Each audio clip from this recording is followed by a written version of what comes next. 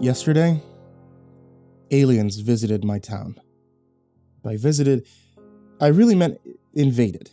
Stealthily, of course, but an invasion nonetheless. You aren't really a visitor when your primary purpose is to abduct and experiment upon a land's people, even if you plan to return them to their homes, without them ever knowing what happened. I was one such abductee, but unlike the others, I actually woke up while still aboard the alien ship. I don't know much about them. Couldn't tell you from what planet or even what galaxy they hail, nor can I offer any accurate evaluation of their technological superiority. I can only say that their tech is superior to ours. The jury's still out in regard to the cultural sophistication. I'm not sure whether to classify them as connoisseurs of high cosmic art or barbarians who glorify scenes of cataclysmic violence. On their ships, throughout every room I went into, were grand depictions of some monumentous event, a battle, a massacre, in which people of their kind fought some other hideously alien species. Neither were very similar in morphology to humans, but my abductors at least seemed to have been born of the same general idea that intelligent beings required consistent physical harm. The other species within the extra-mundane displays of art were abominable, shifting composites of aquatic and plant life. They appeared to fight with their various tendrils and tentacles, whereas the abducting species utilized what appeared to be lightning-spitting tridents. The aliens obsessed with this event led me to believe that a similar fate awaited Earth. That once they had a complete knowledge of our physiology, they'd begin a campaign of planetary genocide. They would leave our cities as nothing more than mile-spanning piles of smoldering rubble. Whether or not this cataclysmic invasion will come to pass is not immediately relevant to my story, but worth mentioning nonetheless. I awoke in the midst of the aliens probing me, not inappropriately, while chattering to each other in their weird, ululating tongue. Whatever sleep-inducing agent they had used had already worn off. From what I gathered by their argumentative tones and gestures, there was an issue with their unseen method of transportation, causing a delay in my abduction. Luckily, as I learned from my glances at the other abductees suspended throughout the room by some anti-gravity field, their tranquilizing agents didn't cause the patient's eyes to close, for whatever reason. To them, I appeared to be sleeping as comfortably as the other humans, even as I stared into their heavy, six-lidded eyes. They patted me, lifted parts of me, even tickled sensitive areas, thank you anesthetic, while charting and logging the information they sought. Afterwards, I was taken away from their brightly lit reception room and eventually placed within a small curved wall chamber, illuminated dimly by a single tube-light affixed to the ceiling. The light emitted by the tube was a somber red, reminiscent of a dying Christmas light. I was laid into a rather comfortable chair without restraint. I was still somewhat limp from the drugs, but could have moved with coordination if I had wanted to. But to keep up the perception that I was still under the sedative effects, I allowed my body to sag and flop about. The two workers who had carried me into the chamber tried to sit me in an upright position, but I kept intentionally falling over. I would have milked the moment all day, perhaps given them the impression that human bones were far more malleable than they might have thought, if I hadn't been allowed to completely fall out of the chair. In an alien grunt of frustration, they tucked me under the seat, like kicking a shirt under the bed, when you're too lazy to bend down and pick it up. The door to the chamber was then shut and sealed, and the light changed from moody crimson to a soft, eerily calming green. I heard other doors and other nearby chambers also shut and seal. There was no window in the chamber's door. Everything was green-tinted metal. Despite the awkward position I was in, I wasn't exactly uncomfortable, and I remained in that way until I felt that I had regained total control of my limbs. Once the effect of the drugs had worn off and full dexterity had returned to me, I started to climb out from my position beneath the chair, but before I could fully do so, a sound issued from unseen speakers, a sort of electronic buzzing that swirled throughout the small chamber. Disconcerted by the noise, I froze until it rose to a pitch that forced me to duck back under the seat and cover my ears. An instant later, the chamber flashed white, blinding me. It was as if I was staring at the sun for a minute. I had gazed out onto the snow-blasted fields after being locked in darkness for hours. For several moments, I saw nothing but white, until the vague outlines of the chamber's smooth and curved surfaces came into view. A few more moments later, and I had mostly regained my sight, although the buzzing in my ears hadn't yet gone away. One element which had changed, and which was not some lingering result of the blinding light, was the color of the room's illumination. It had resumed the dark red from before, the light no longer the pacifying green. And just after I took notice of the red light's return, the doors locked, disengaged, and it came ajar. I heard a similar sound repeating down the corridor, the same sequence happening in the other chambers. I wasn't sure what the purpose of the white flash had been, but whatever it was, the process was now complete. I waited underneath the chair for at least a full minute, expecting the return of my guards. When no one arrived and no other sounds could be heard, I crawled out from beneath the chair, and I rose to my feet. And I opened the heavy door. Unlike the interior of the chamber, the ship's corridor was bathed in a harsh yellow filtered light, which gave the air the impression of being polluted. I walked along the hall in which my chamber had been set and peered into the 5 other small rooms. Each was just as mine had been, lit by a red light with their doors now slightly ajar. Since I had been the last to be brought onto the ship, I assumed that the other people had already occupied those rooms prior to my placement in mine, although I couldn't guess at where they'd gone. Still a bit loopy-headed from the drugs, but in total possession of all my physical faculties, I crept along the opposite wall, going down the corridor which branched away from the one through which I had originally been brought.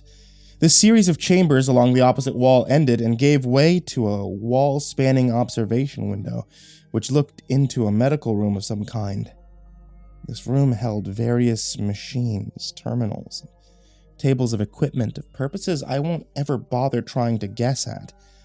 I also saw the splayed, flayed, and filleted bodies of humans that sat in steel chairs or piled in gruesome heaps atop large tables. There was an alien physician within the room, clad in a smock of some thin, silvery material. It was using a multi-bladed saw to sever portions of limbs from the stack of bodies, despite the resultant sprays of blood clearly being splashed onto the smock. It bore no stains, the crimson apparently absorbed into the fabric. I'd never had a tolerance for gruesomeness, so I ducked below the window and crouch-walked beneath its vantage, not wanting to see another second of this butchery. I came to an intersection into the corridor. The rightward branch led down to the entrance of the aforementioned medical room and the doors of others. Unknown rooms were also present therein. To the left, the corridor terminated into a single door a few feet down, with no others lining the sides. I took this path, not wanting to get caught by an alien who was so casually, mercilessly mutilating human beings. All of the doors I had seen, including the one to my chamber, were all the same.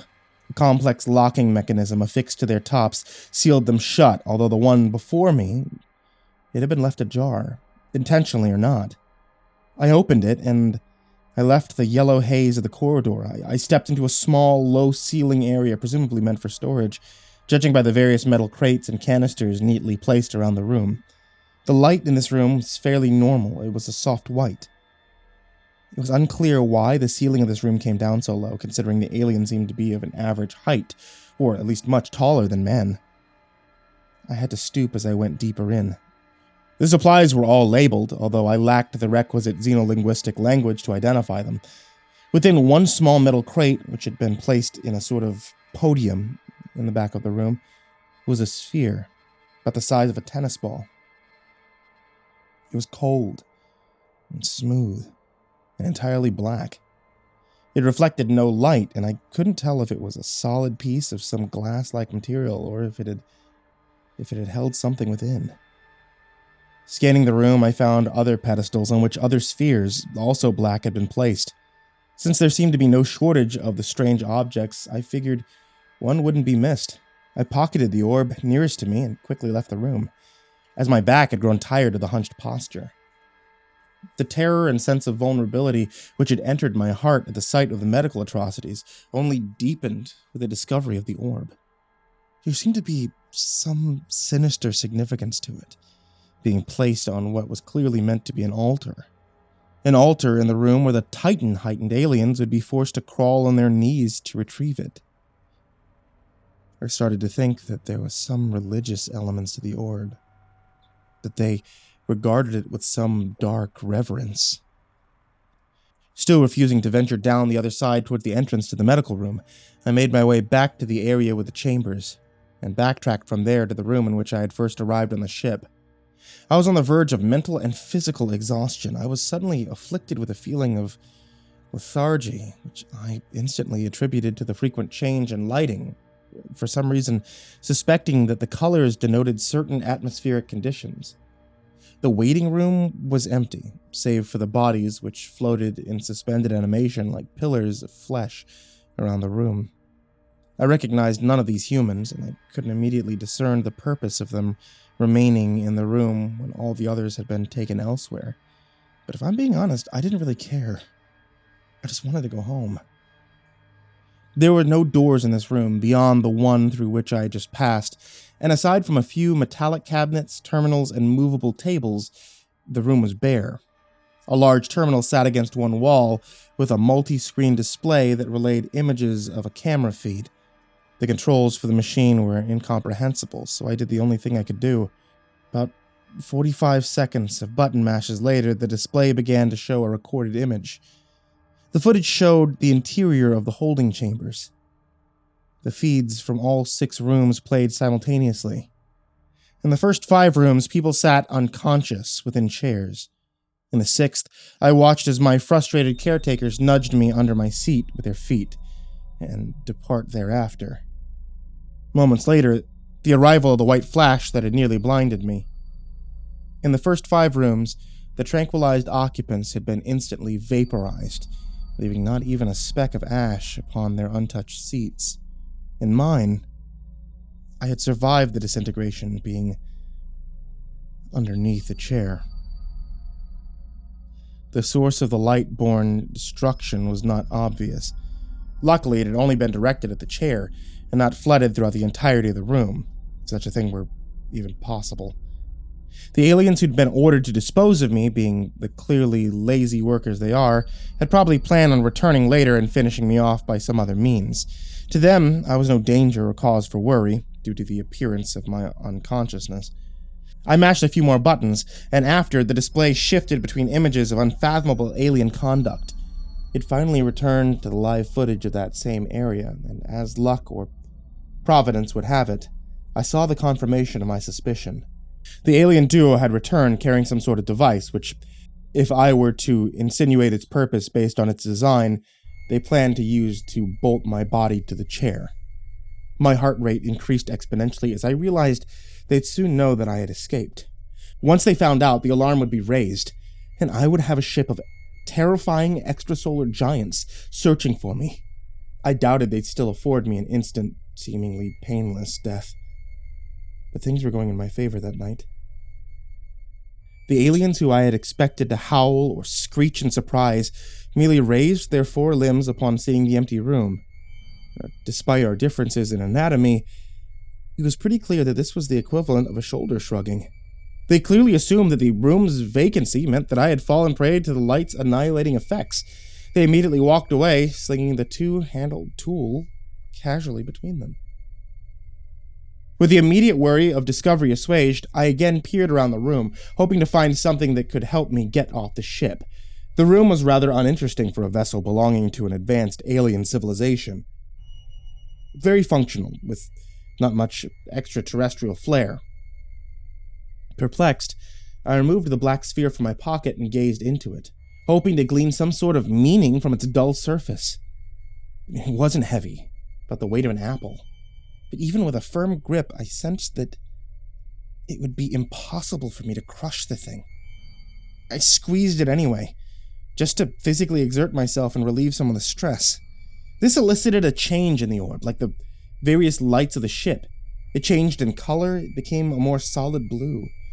Nothing else accompanied this change, so after a few moments I squeezed it again. It became black, without design or embellishment. A third squeeze brought another change in color, this time red. I had applied more pressure, and after further experimentation, I found out that pressure determined the color. It would always reset to black after changing colors. The harder squeezes resulted in warmer colors. Squeezing it my absolute hardest turned it a bright yellow, comparable to the urine-like tint of the corridor. The arrival of the yellow surface also elicited a change in the room. The bodies that floated around the room were suddenly enclosed within barely perceptible force fields of a color not dissimilar to the sphere I held. I stood pretty much in the center of the room, equidistant from the bodies that encircled it. Upon approaching one of these bodies, the orb began vibrating, and when I was near enough to a body to be able to touch it, the orb's yellow flashing intensity and the body disappeared. I had first thought that I had just murdered a human being, using the same vaporizing technology employed by the dispersal chambers. However, a flashing light on the terminal beneath the body showed that an object, which had once been on the ship, was now somewhere else. The display showing various blueprints, map layouts, and tracked objects in a dizzying array of subscreens. I had not unintentionally murdered someone. I had, if I read the display correctly, sent them back to the surface of the planet. Realizing the responsibility I now had to my subdued companions, I went around the room and teleported the rest of them back to the surface. The displays beneath the terminal all seemed to show slightly different coordinates, so I hoped that I was sending everyone back to their respective homes. And once the last had gone, I quickly decided to perform the same kindness for myself. I had no idea how to suspend myself in midair as the others had been, but I didn't feel that it would really be necessary. The enveloping field of gold extended down to the floor of the room. I stepped into one at random, and the sphere vibrated intensely as my body painlessly passed through the golden shimmer. I wasn't sure if there would be any adverse effects of the ball entering the field, but decided to take the risk anyway. Before the full object had passed through, my vision went white, and I felt a sudden sensation of disembodiment. When the light cleared, I was back in my room, standing atop my bed. The sphere was still in my hand, although it was, again, reverted back to its black color. I quickly placed it beneath my bed, hoping that the aliens were not capable of tracking the object, even though they had kept track of the transported humans. I crept back outside, and I peered up into the night's blackened sky. Among the clouds, no more than a dim, dark speck, was what I believed to be the alien ship. I sat there, crouched on my porch, with a brick in my hand, waiting for any signs or physical sensations. Anything that would tell me that the aliens were attempting to retake me. 10 or 15 minutes passed before I became extremely drowsy and nodded off. A breeze blowing against my face woke me up, and I quickly returned my gaze to the stars. The ship, or what I thought was the ship, was no longer in the sky. After waiting for around 20 more minutes, I decided that they'd either left or had receded into the full coverage of the clouds. When I returned to my room and saw what was going on therein, I screamed like a jump-scared idiot. The black sphere was floating above my bed, albeit unsteadily. It rose and it fell as if drawn upwards by some weak magnetism. I watched first in horror, then in confusion, and finally in boredom. The force acting upon it was plainly of insignificant strength to draw it higher than a few feet. Feeling emboldened by this, I reached for the sphere. I was able to snatch it away with ease, and felt only a tickling sensation in the space where it had been suspended. Once in my hand, it ceased to move. I didn't dare squeeze it, but I didn't for the moment fear any further influence. I would have gone right to bed, instilled with courage or apathy by my exhaustion. If the following event hadn't happened. A thin piece of metal the size of a tablet suddenly appeared on my pillow. It had manifested instantly and shimmered faintly within the same golden light that had accompanied my transportation back to Earth. The tablet's surface was smooth, featureless, but upon picking it up to examine it more closely, words began to appear. They trailed along the surface like a message being typed across a screen, until the front of the tablet was fully covered. The message was in English, and was obviously directed at me. I managed to read it 3 times, rendered speechless by its contents before the words faded away. The tablet remained, although its metallic sheen gradually dimmed to a lifeless gray. The message, which I've committed to memory, read, "You dirty little thief, you stupid, 2-armed troublemaker. Do you know how much of this ship's energy you expended in your little rescue operation? This isn't some Galaxy-class vessel with nearly limitless supplies of fuel. No, you exhausted 3/4 of our reserves when you transported those other people and yourself back to the surface. I was going to let them go eventually, and when a refueling ship passed by the solar system. That's why they hadn't been blasted or turned into lunch. We don't even kill everyone we abduct, you idiot. We don't have the operational budget to cover up a town's worth of missing people. Next time, just ask politely to be set free, okay? Don't just go around stealing things and turning shit on. You don't see me landing down there, snatching car keys and siphoning gas, do you? No, because I'm not uncivilized. We barely have enough energy to get home.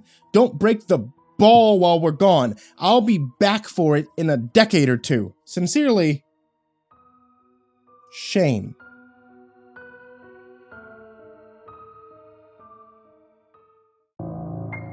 Hey there kids, it's me, MrCreepyPasta, and I just wanted to tell you thank you so much for watching tonight's video. Or listening to tonight's podcast on the podcast, if you're listening to that there at Spotify or Apple Podcasts or Google Podcasts or wherever you could happen to listen to podcasts. I wanted to remind you guys also that my wife sells loose leaf tea at etsy.com/shop/ivorymonocletea. She has different teas, including Creepypasta teas, and you can get a Mr. Creepypasta tea. If you ask for a dabbing sticker, she also has those. And of course, I wanted to give a big thank you to everyone who checks out patreon.com/MrCreepyPasta and supports the show, keeps the light on, gives me treats for my now 2 cats, both Hylas and Hercules. Both of them are a handful.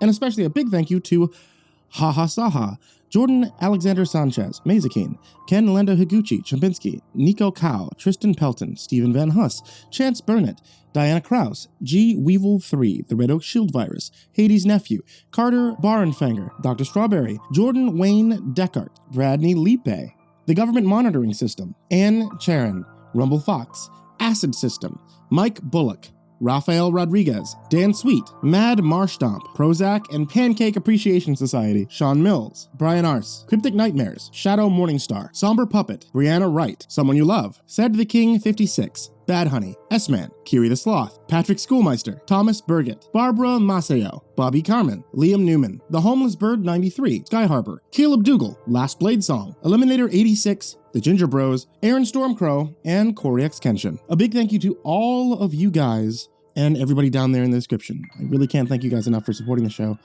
Thank you, thank you, thank you. And everybody who listens, sweet dreams.